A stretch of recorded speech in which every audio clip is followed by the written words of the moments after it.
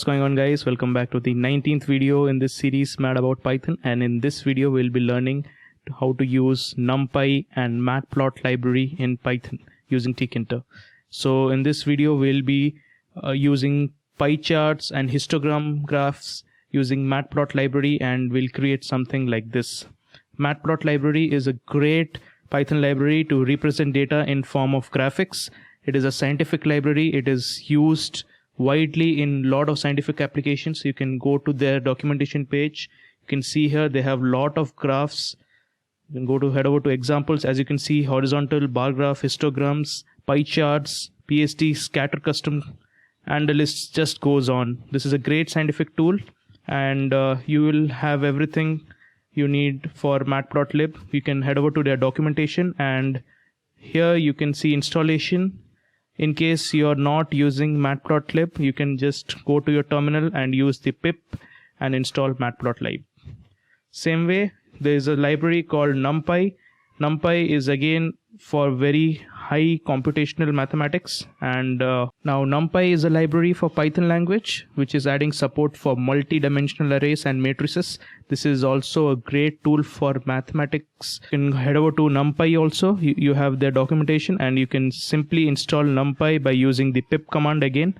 Simply go to your terminal and click pip install NumPy, and if you're using Anaconda, you can go for Conda install NumPy. So these two libraries we'll be using, that's matplotlib and NumPy for this video.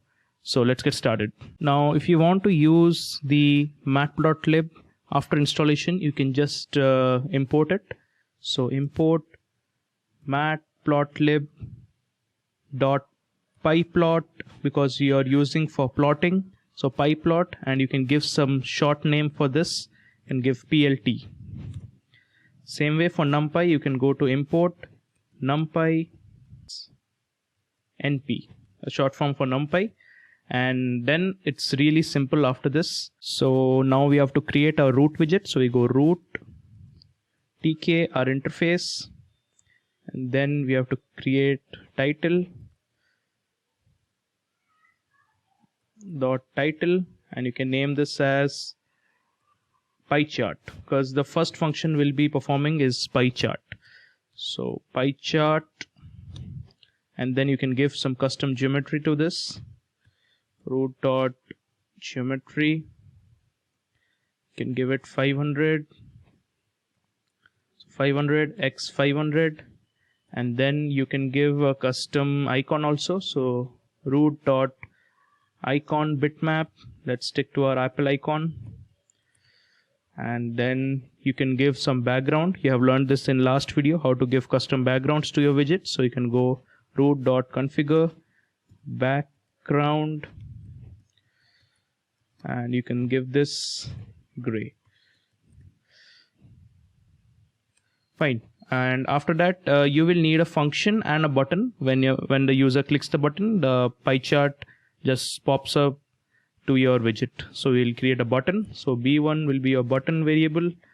Go to get button, and then root and text. I want to give click for result, and then every button will need a command. So command, and then command you have to give graph. You can give any name, and then you just pack this. I'll just pack this in the same line. And then once you have given the command as graph, you have to define this function here. So you go graph,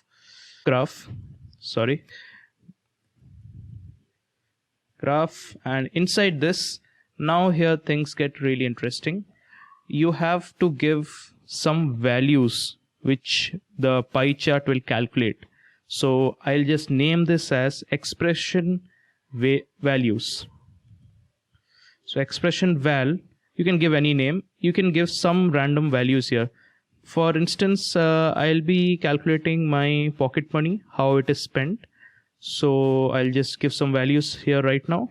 So let's just give some values like 1500, 600, let's give 700, and some small values like 400 and 250. Great. So we have 5 values right here, and now this is your Python list, a simple Python list. separated by commas. Same way, after giving the values, you will need those values to be represented as labels. So you need labels. So simply you can go expression, you can give any name, guys, labels, and then this will also be a Python list. So the first value will be my house rent. So I'll give house rent, and the second thing will be internet bill, and 700 for, let's take it, food, and let's take fuel charges. Yeah, and let's just keep the last one as others. Great. So you have your expression values here, and those values are denoted by the expression labels. Fine. Now you have used your matplotlib shortcut as plt. So you'll be using plt here. So plt dot py, because you're using pie chart function here. So you'll be using py, and inside that py will take two parameters. So that will be nothing but your expression values. So expression val, and your label will be nothing but expression label. Easy. And so your pie chart is basically a circle. So circle will have radius. So you can give radius as radius equals, let's just give 1.5.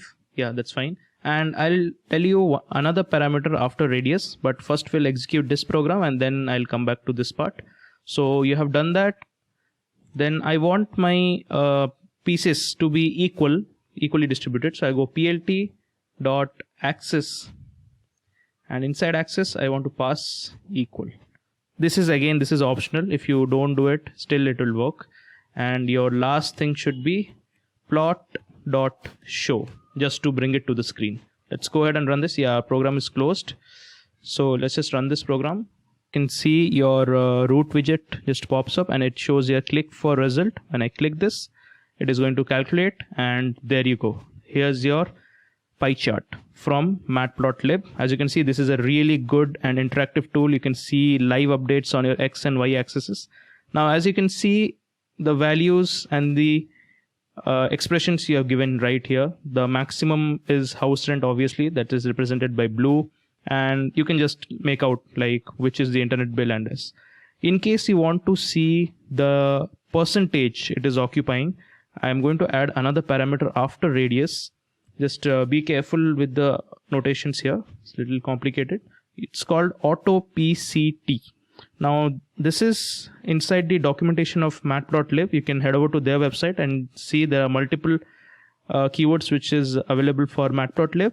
So inside that I can give a double quote and I go percentage, triple percentage, and inside this give a space, and you can give number of decimal points you want to represent. So I'll just keep it to 2 decimal points, so 0.2, and I put F. Yeah, so just be careful with the percentiles. There are 2 at the end and 1 at the beginning, and inside the decimal is represented with the F. Now when I run this again, as you can see, it will run exactly the same, but when I click this, now you can make out it shows the percentage with 2 decimal points, how much the pieces are occupying. So that's kind of interactive pie chart. Yeah, so that was pie charts in matplotlib. And in the next part of this video, I will take another example and create a bar graph or a histogram just for your reference. So just keep watching this video. So now it's time for histograms. Okay, the steps remains the same. There's little bit changes in pie graph as compared to this histogram. So again, let's take example for house prices, because property prices go up and down. So let's take house prices.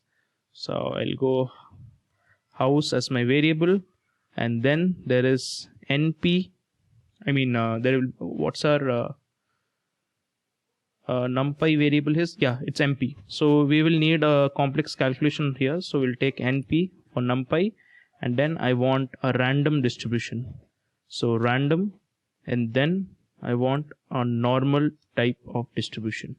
Now inside normal I'm going to pass some random values like 20,000 points, 25,000, and let's just give 5,000 here. So this will be of type random, which is from the numpy I have explained here in the previous part of the video, and then you need a normal distribution. So once you have done that, now your plt dot, last time we have used pi, this time we need histogram, so we'll be using hist, and inside hist you will be passing the house as your parameter, so your house, and now your histogram will ask how many bars or the poles you want in histogram. So let's just take like 80 poles, and then you go plt dot show. Yeah, that's it, no other changes. You have your button, same, it is packed. Okay, we didn't close this program, so root dot main loop, okay, and you have your same graph as your function definition, and you have imported everything. So let's just run this. Yeah, now you can see this program, yeah, it's ready. Now when I click graphs, there you go, this is your normal distribution, and you can see the number of points I've given on the x-axis, y-axis, and matplotlib also gives you advantage for zooming the graph. So you can zoom, you can access the pan area like this, you can pan it x, y, z in all 4 directions. You can crop this part and zoom it like this, further zoom it more, little more, and then you can like pan around and see the values you want. It's a great tool, guys. So that was all for this video, and I'll catch you in the next one.